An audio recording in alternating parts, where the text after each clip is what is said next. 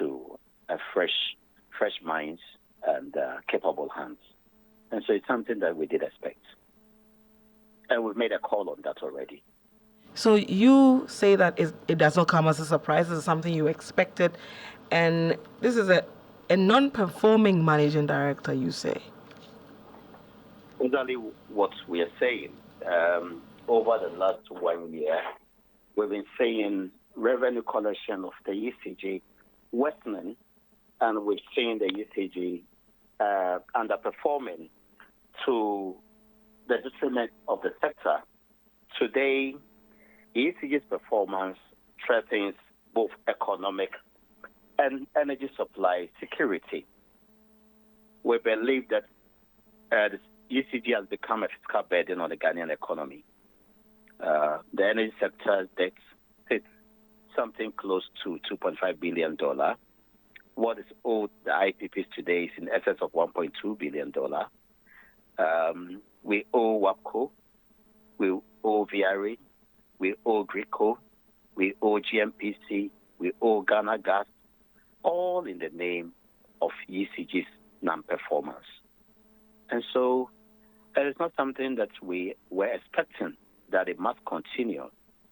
For 1 year running, ECG's revenue collection, as told by the PRC last week, has not been able to go beyond 60%. And last month, they collected something below 50%. Which business survives when it makes expected revenue or makes less than 50% of expected revenue? No, not at all.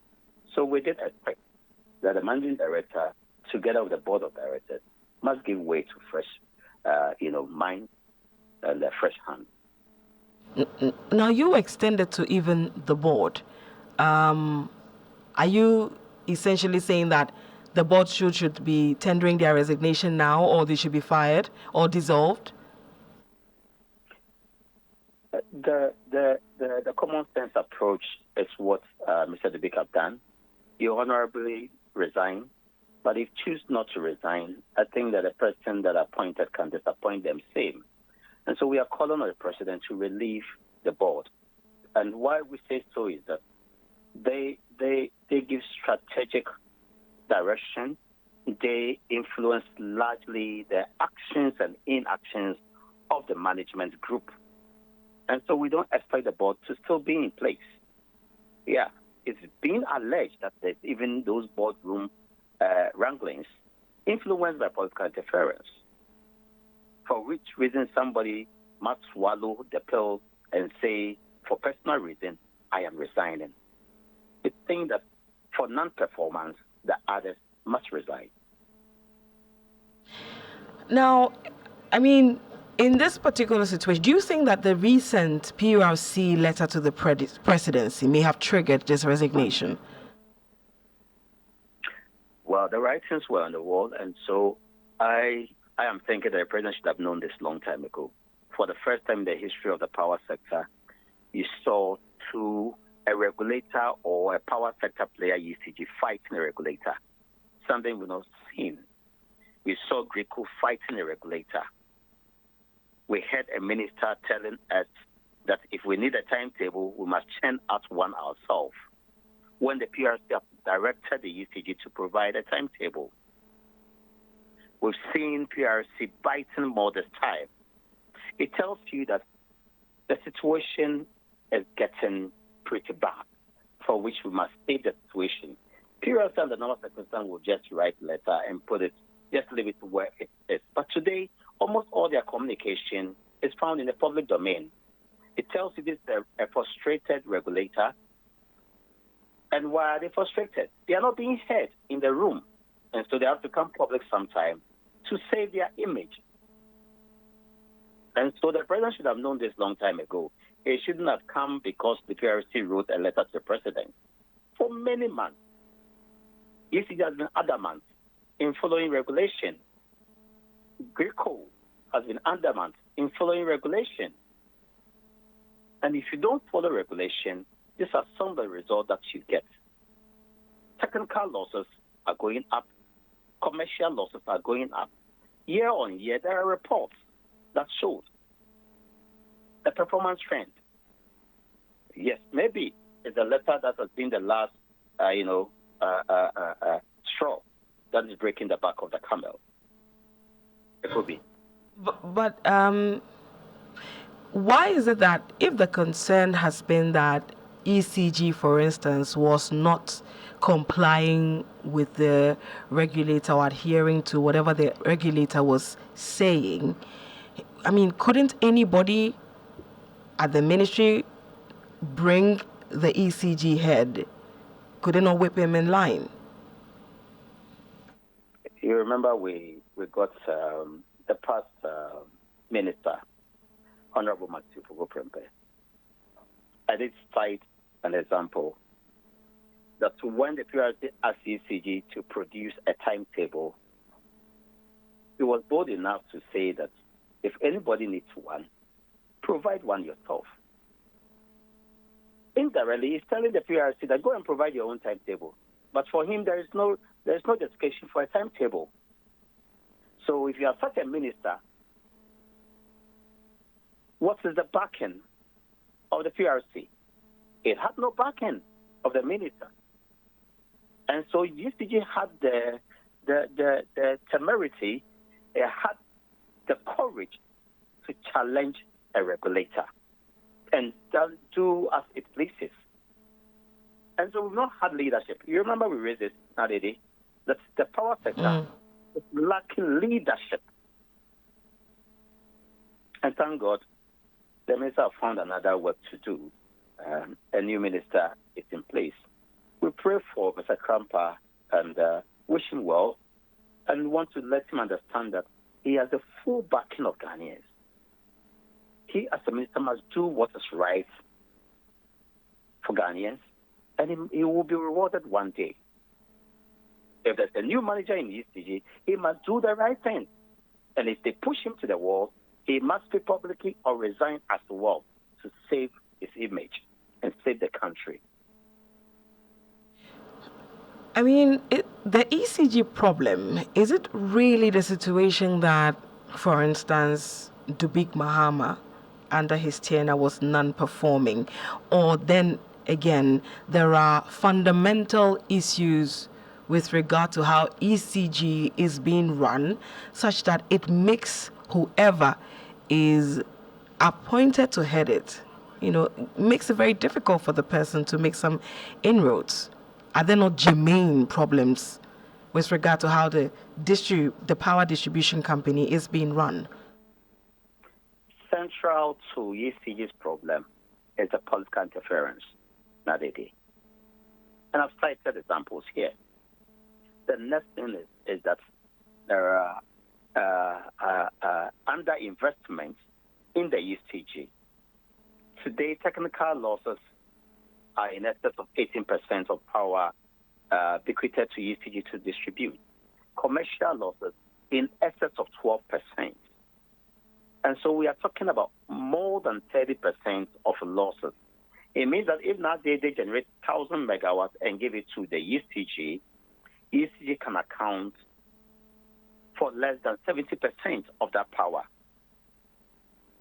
And so if there are technical losses, then we should go into the grid and identify all the infrastructure, the equipment that are in bad shape, that are weakened, that need replacement. Are we talking about the power lines? Are we talking about the transformers, the capacitors, the breakers, the box stations? We need to invest in this.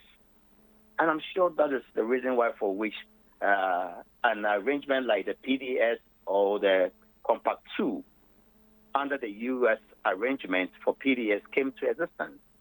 And for want of transparency and for greed, we lost that opportunity. So we need serious investment into the grid of the ECG to reduce the technical losses. Elsewhere in Asia, they don't go beyond 3% of losses.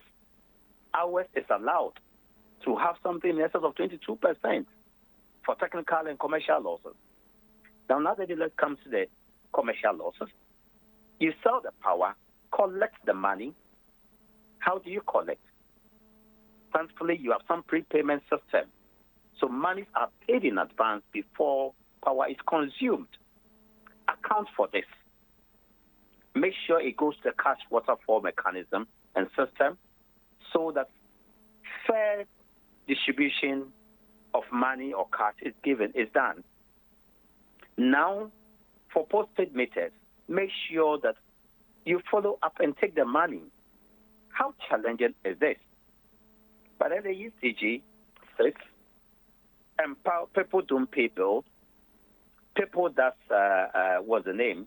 Illegal connections. And we have all these losses. Ministries and other agencies don't pay on time. And we have money sitting. And so today, because of this commercial losses and technical losses, we have cash flow constraints for the entire sector.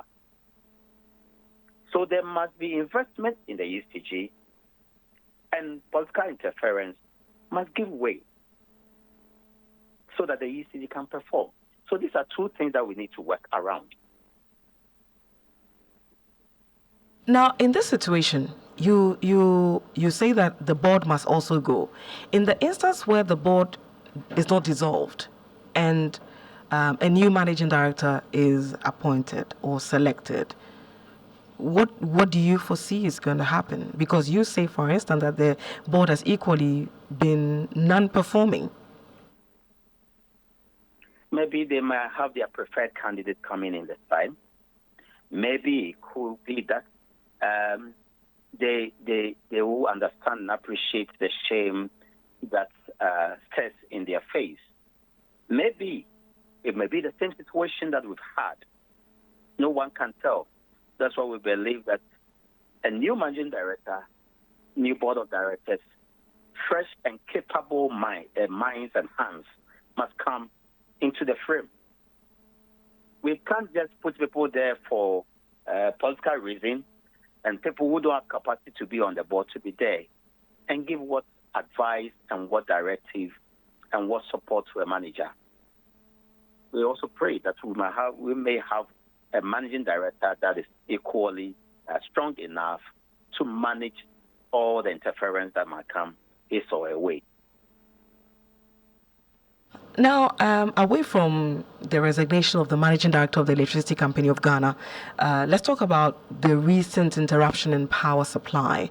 Yesterday, there was a joint press release from the Ghana Grid Company, as well as the Electricity Company of Ghana. And I'll just read it to our listeners who may not have seen the statement or read it. It says here that the Ghana Grid Company Limited, GridCo, and the Electricity Company of Ghana wish to inform the public that due to a challenge at the Ghana National Gas Limited Company gas processing plant at Atwabo, gas supply for power generation has been limited, and which has caused some customers to experience intermittent interruption in power supply. We apologize unreservedly for the inconveniences caused to the public as a result of this challenge. Engineers from GNGC are currently working to address the issue and restore full supply of gas. GridCo and ECG will continue to monitor the situation, which is expected to normalize once the issue at the plant is addressed. So you are aware of this, I believe. Yes, Nadede. We got the indication yesterday in the morning that there's a gas flow challenge.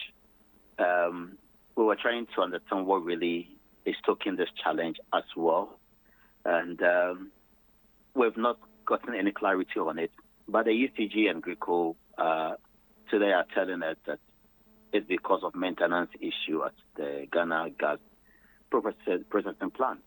We pray it's the case because there's been an instance where similar statements were issued and blaming it on Ghana gas processing plant. But it turned out that WAPCO was not ready to evacuate the gas from Ghana gas. And so Ghana gas had to shut down. And why would WAPCO not be willing to do that? It was because they were chasing government for their money. Last 2 days, we had an IPP threaten And normally they do this in sync.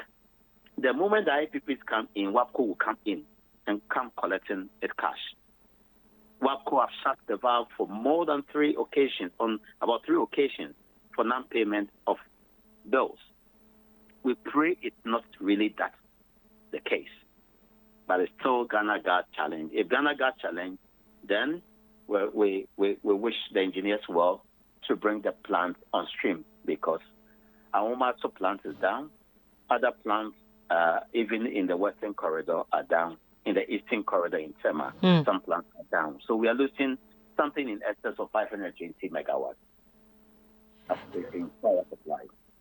And should this challenge in particular be prolonged, what are the consequences? Of course, you cannot be assured of power supply, and not just power supply, reliable power supply. We are going to be seeing power cuts in numerous areas across the country. We are also going to probably see low voltages or brownouts because of the poor management of the little power left for us to manage as a country. Sometimes we have only 500 megawatts to distribute, but the push from government to GRIDCO and ECG causes a strain on the power system, to the extent that some other bulk areas will trip in power supply.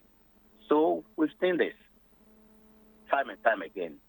We must expect, if it gets prolonged, we must expect widespread blackouts, brownouts, and also poor power supply. All right, sir. Thank you very much for your time. We're grateful that you were able to speak to us. Thanks for having me, Naidede. Good morning. Good morning. You had us engage. Nana Amoasi the seventh. He is the executive secretary or executive director of the Institute of Energy Security. This is the Morning Star here on Star 103.5 FM.